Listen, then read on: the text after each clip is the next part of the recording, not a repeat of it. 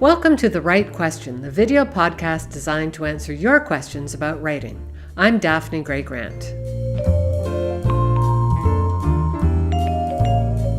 Today I have a question from Dan Rosenberg from Reston, Virginia. His question relates to the bane of many Monday morning meetings, PowerPoint. Here's what he wrote in an email to me. I do a lot of sales calls where I need to use PowerPoint.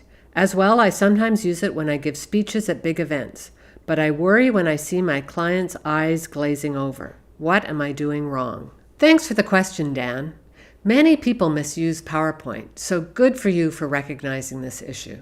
If you're in sales, I imagine that you need to give your clients proof that you're going to be useful and affordable to them. We've all sat through terrible presentations where slides are jam-packed with information and charts. Perhaps you've seen something like this, or this, or this.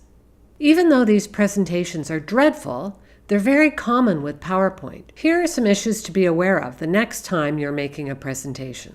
Number 1, you're probably going to want to read the words aloud yourself. But to do that, you're going to have to put your back to the audience so you can see the screen. That means your two very best sales tools, your eyes, are going to be hidden somewhere your audience can't see them. Number 2, many people find it somewhat insulting to be read to by a presenter. I know I feel that way. It makes me feel as though they're treating me like a child.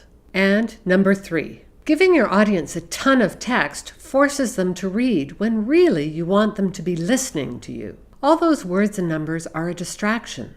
People cannot do two things at once. Let them enjoy the pleasure and persuasion of your voice.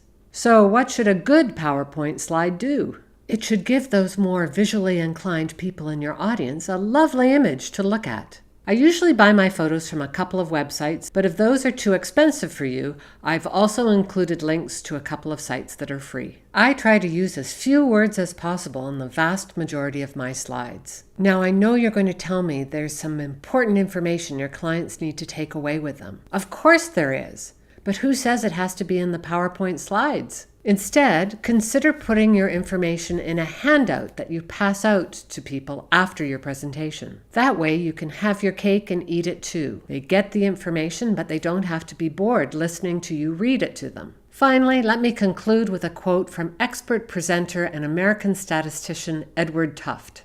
Presentations largely stand or fall on the quality, relevance, and integrity of the content. If your numbers are boring, then you've got the wrong numbers. If your words or images are not on point, making them dance in color won't make them relevant.